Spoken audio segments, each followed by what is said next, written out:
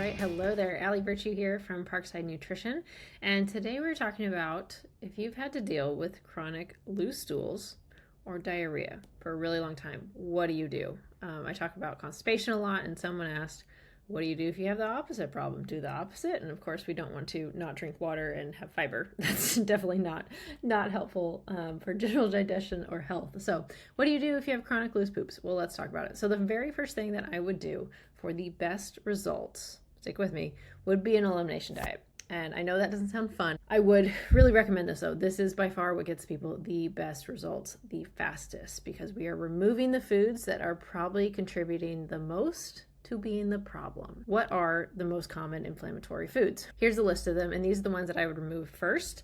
I will say there are pros to hiring a professional with this, because they can help you identify the foods that are most likely the problem. So if there's a common inflammatory food that you're eating all the time and having symptoms all the time, I might start with eliminating that one. Otherwise, I would probably start, if I don't know the person or just general by experience, I would say remove gluten or dairy as the potential problematic food, unless there is a food that you know that you eat on a regular basis or even maybe occasionally, and then you have symptoms fairly quickly after that, then I might remove that one first. And if you remove the whole list all at once, by all means, do that if you can, but that's usually hard for people to do. That's a lot of changes all at once. So pick maybe one or two if you feel like it's too overwhelming to tackle the whole list all at once, and that is totally fine, and you can kind of chip away at it that way. But I would remove these foods for at least bare minimum 3 weeks. That's a pretty short amount of time to see significant changes, but it's possible. Some people do. So absolute minimum of 3 weeks, or I would prefer at least 6 weeks, if not longer. It really depends on how inflamed the person is, how much healing they can do in that amount of time, how high quality they can make their diet. Even if they're removing something that's inflammatory, we still need good nutrition and anti-inflammatory nutrients going in as well. So it really depends, and obviously I'm not talking about a specific case study here, very general terms. So at least 3 weeks, probably 3 to 4. Hopefully you see symptom improvement. If you are still steadily seeing symptom improvement, I would keep going with that until they're pretty much resolved, because I want people to feel really, really good before we add back the foods that might have been the problem. See what I mean? And then for that reintroduction phase, I will say this is very, very helpful. This is when it gets really hard, because you remove all the things and then you try to test them one at a time.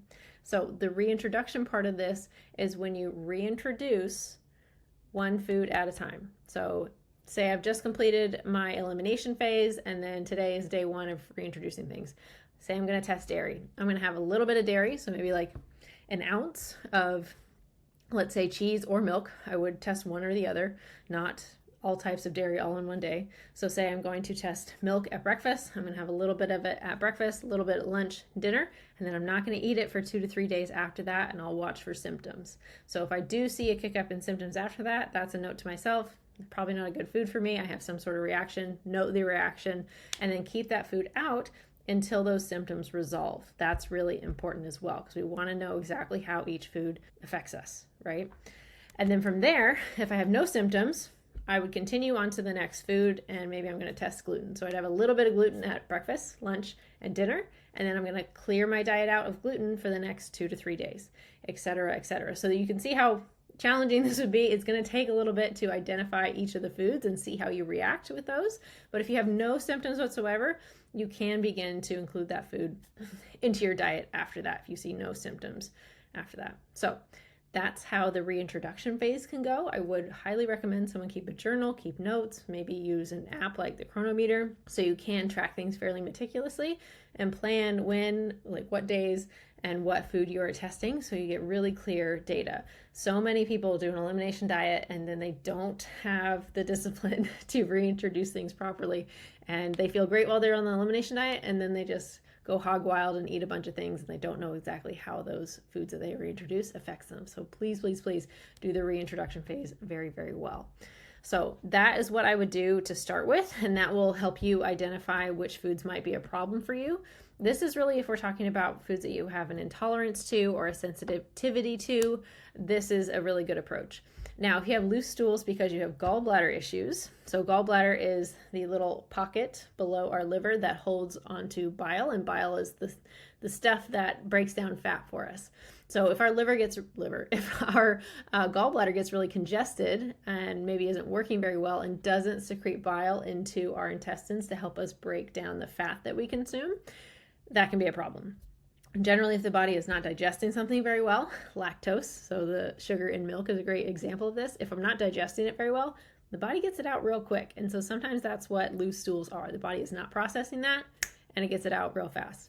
Same thing happens with fat. So if we have a really high fat meal, so say I have a bunch of fried food and my gallbladder is not working sufficiently, I can't break down those fat molecules that are in my intestines, guess what the body's going to do?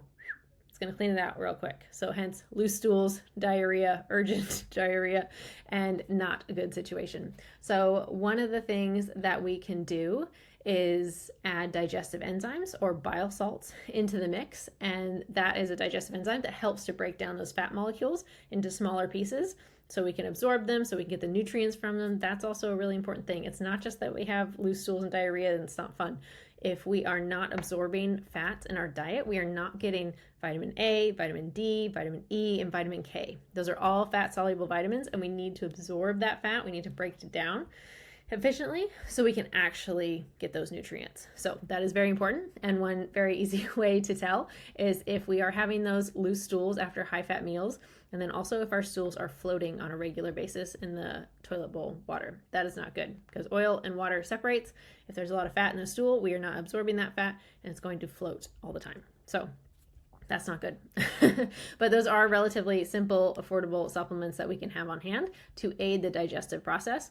But that is definitely worth a conversation with a nutritionist or your primary care provider as well, because having loose stools on a constant basis is not good. Not a sign that we are digesting our food very well. So, all right, I think that was the main thing that I wanted to get across as far as what you should do. Those initial steps: elimination diet, choose some foods that might be problematic for you, remove them for a while, reintroduce them eventually, keep good notes, see how that works for you, see if you can kind of get symptoms to improve there.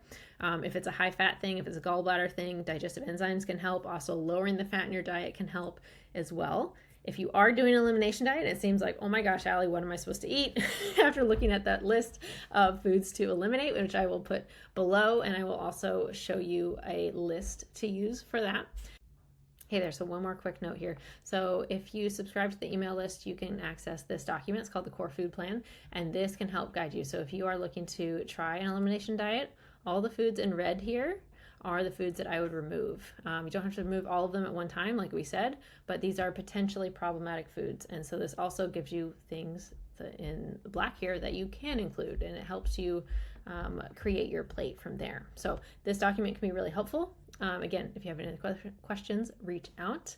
Otherwise, if you subscribe to the email list, you will have access to this and a bunch of other nutrition resources. So I hope to see you on the list soon. And I really want you to focus on having a protein source, a leaner protein source for each meal, and then lots of colorful vegetables, at least 1 or 2 cups. You can add some starches in like beans, rice, things like that. But again, we're usually removing those gluten-containing starches for that. All right, so hopefully that helps you. It helps answer some questions if you are dealing with that. But if you have any other questions at all, please reach out, Allie at parksidenutrition.com, or leave a comment below.